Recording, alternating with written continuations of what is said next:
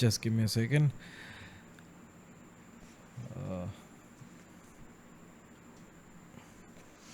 Done.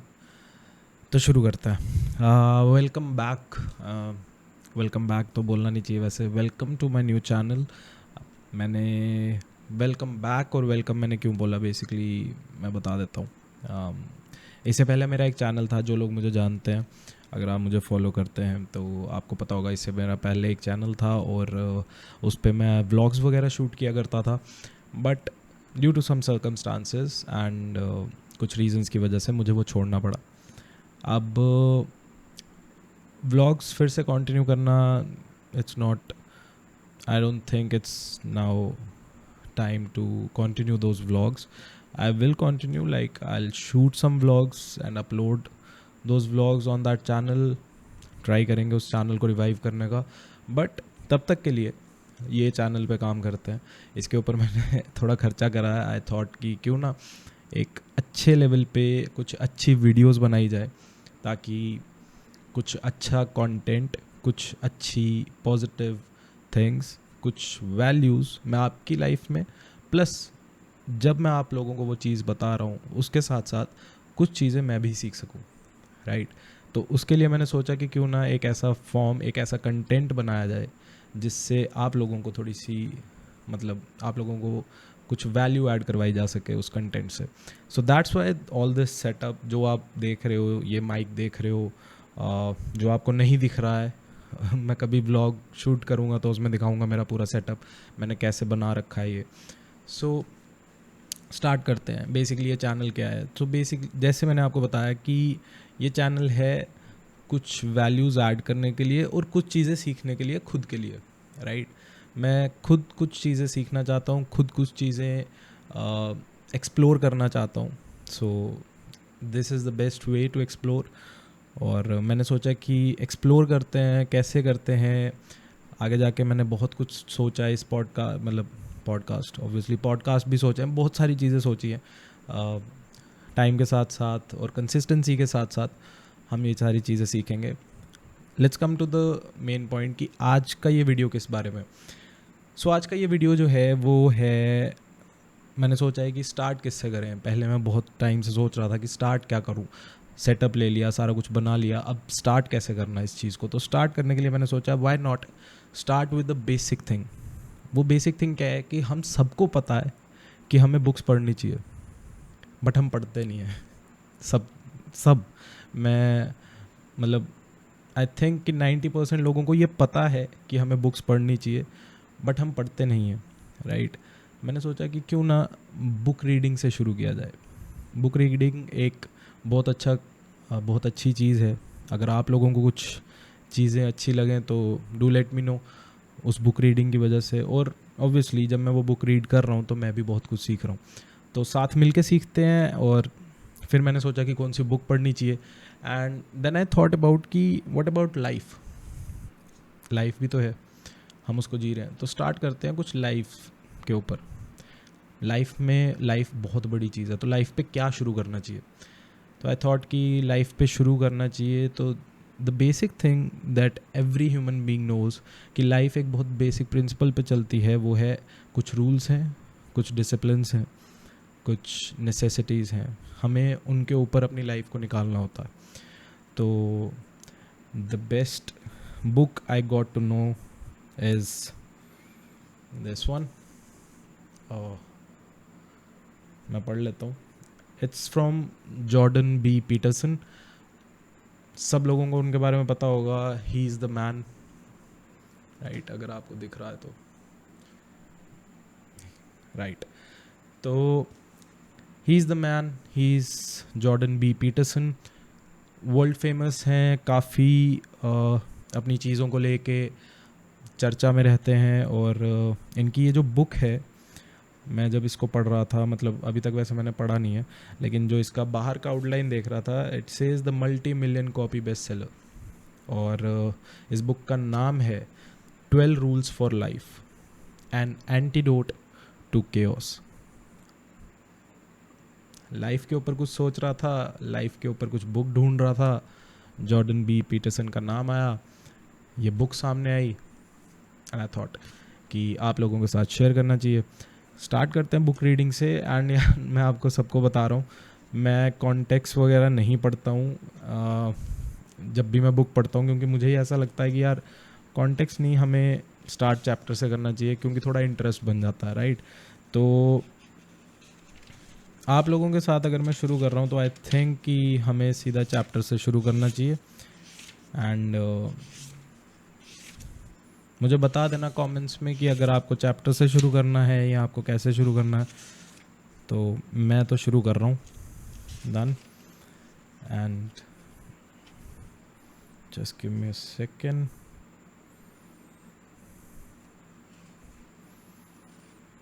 So here we are.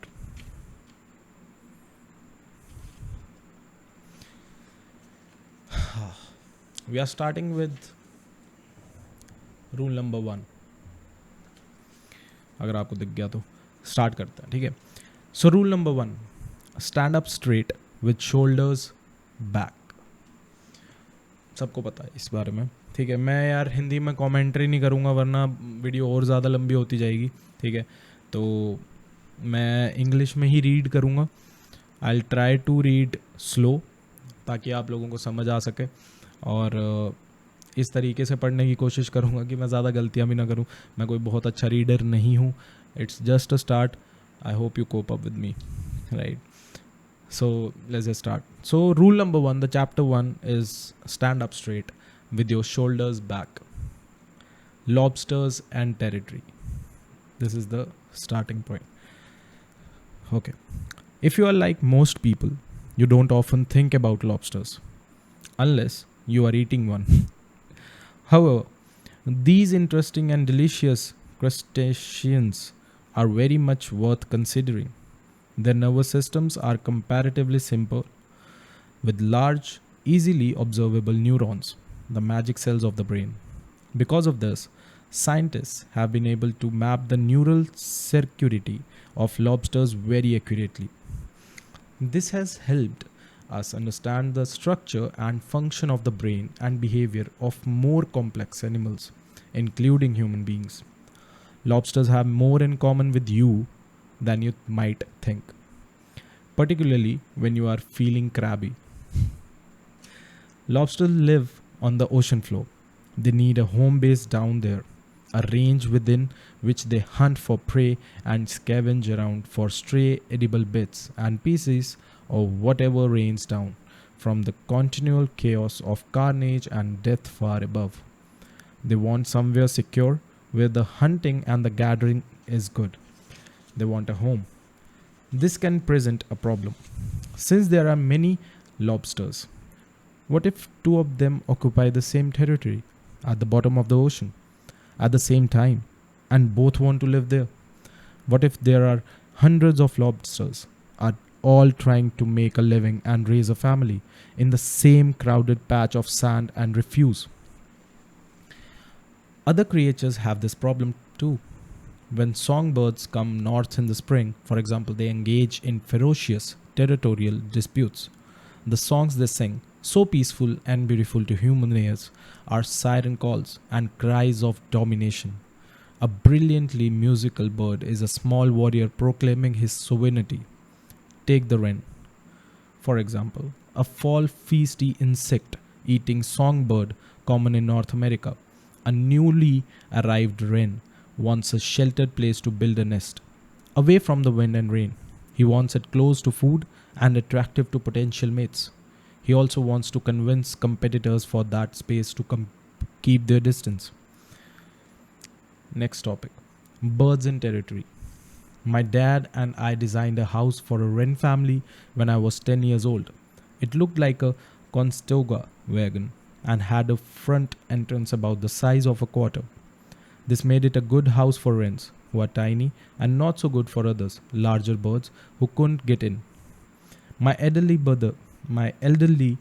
neighbor had a birdhouse too, which we built for her at the same time, from an old rubber boot. It had an opening large enough for a bird the size of a robin. She was looking forward to the day it was occupied. A wren soon discovered our birdhouse and made himself at home there. We could hear his lengthy, trilling song repeated over and over during the early spring. Once he had built his nest in the covered wagon. Nest in the covered wagon. However, our new avian tenant started carrying small sticks to our neighbor's nearby boot. He packed it so full that no other bird, large or small, could possibly get in. Our neighbor was not pleased by this preemptive strike, but there was nothing to be done about it. If we take it down, said my dad, clean it up, and put it back in the tree, the wren will just pack it full of sticks again. Wrens are small and they are cute, but they are merciless. I had broken my leg skiing the previous winter, first time down the hill, and had received some money from a school insurance policy designed to reward unfortunate, clumsy children. I purchased a cassette recorder, a high tech novelty at the time, with the proceeds. My dad suggested that I sit on the back lawn, record the wren song, play it back, and watch what happened. So I went out into the bright spring sunlight and taped a few minutes of the wren laying ferocious claim to his territory with song. Then I let him hear his own voice. That little bird, one third the size of a sparrow, began to dive bomb me and my cassette recorder, swooping back and forth, inches from the speaker. We saw a lot of that sort of behavior. Even in the absence of the tape recorder, if a larger bird ever dared to sit and rest in any of the trees near our birdhouse, there was a good chance he would get knocked off his perch by a kamikaze wren. Now, wrens and lobsters are very different. Lobsters do not fly, sing, or perch in trees. Wrens have feathers, not hard shells. Wrens can't breathe underwater and are seldom served with butter. However, they are also similar in important ways. Both are obsessed with status and position. For example, like a great many creatures, the Norwegian zoologist and comparative psychologist Thorleif Skjelderup Eby observed Skjelderup P. I think I pronounced his name correctly. Okay, let's move on. Eby observed, we'll call him Thorleif Eby, observed back in 1921 that even common barnyard chickens establish a pecking order. The determination of who's who in the chicken world has important implications for each individual bird's survival, particularly in times of scarcity. The birds that always have priority access to whatever food is sprinkled out in the yard in the morning are the celebrity chickens. After them come the second stringers, the hangers-on and wannabes. Then the third-rate chicken have their turn, and so on, down to the bedraggled, partially feathered and badly pegged wretches who occupy the lowest, untouchable stratum of the chicken hierarchy. Chickens, like subordinates, live communally. Songbirds such as wrens do not, but they still inhabit a dominance hierarchy. It's just spread out over more territory. The williest, strongest, healthiest, and most fortunate birds occupy prime territory and defend it. Because of this, they are more likely to attract high-quality mates and to hatch chicks who survive and thrive. Protection from wind, rain, and predators, as well as easy access to superior foods, makes for a much less stressed existence. Territory matters, and there is little difference between territorial rights and social status. It is often a matter of life and death. If a contagious avian disease sweeps through a neighborhood of well-stratified songbirds, it is the least dominant and most stressed birds, occupying the lowest rungs of the bird world, who are most likely to sicken and die. This is equally true of human neighborhoods. When bird flu viruses and other illnesses sweep across the planet, the poor and stressed always die first, and in greater numbers.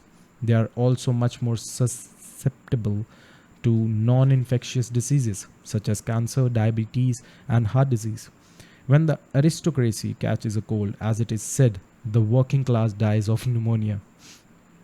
Because territory matters, and because the best locals are always in short supply, Territory seeking among animal produces conflict. Conflict, in turn, produces another problem: how to win or lose, without the disagreeing parties incurring too great a cost. This latter point is particularly important. Imagine that two birds engage in a squabble about a desirable nesting area. The interaction can easily degenerate into outright physical combat. Under such circumstances, one bird, usually the largest, will eventually win, but even the victor may be hurt by the fight. That means a third bird, an undamaged, canny bystander, can move in opportunistically and defeat the now crippled victor. That is not at all a good deal for the first two birds, right? Okay, so the video has been of 16 minutes. It was just a start. I don't want this video to be that much long, so I'll stop here. The next topic would be conflict and territory, and this is it's not like that I have to read the whole book in one go. It was just a start. I am just starting this thing. I need to learn more things next time. I think this would be more perfect. It was just a start, just to see how it goes. I hope you all guys like it, and this is just a start. As I said, looking forward to many more things to come. Hopefully, by the grace of God, if everything goes good, I'll be looking forward to you and speaking to you again. तब तक के लिए वैसे एक और चीज़ बता दूँ, sorry मैं बहुत ज़्यादा बात कर रहा हूँ, बट तब तक के लिए ऐसा नहीं है कि मैं सिर्फ इंग्लिश बुक्स पढ़ने वाला हूँ. मैं बहुत सारी बुक्स पढ़ने वाला हूँ. मैं बहुत सारी, लिटरली मेरे दिमाग में बहुत सारी चीज़ें चल रही हैं कि मुझे ये भी करना है, ये भी करना है, ये भी करना है, but one step at a time. तो कल हम इसको नेक्स्ट फिर से शुरू करेंगे, फिर से इस चीज़ को आगे बढ़ाएंगे. तब तक के लिए I will be happy to meet you tomorrow. आज के लिए ये वीडियो इतनी ही रखते हैं, 17 मिनट्स एंड गोइंग ऑन. तो thank you so much for your time and looking forward to the next meeting of ours. तब तक के लिए प्लीज़ कमेंट डाउन, मुझे बताना ज़रूर कि आप लोगों को वीडियो कैसी लगी, और मैं ट्राई करूँगा कि और ज़्यादा अच्छी वीडियोस, और ज़्यादा बेटर क्वालिटीज़, और ज़्यादा अच्छी एडिटिंग के साथ आप लोगों के सामने पेश कर सकूँ. तब तक के लिए thank you so much and you guys take care.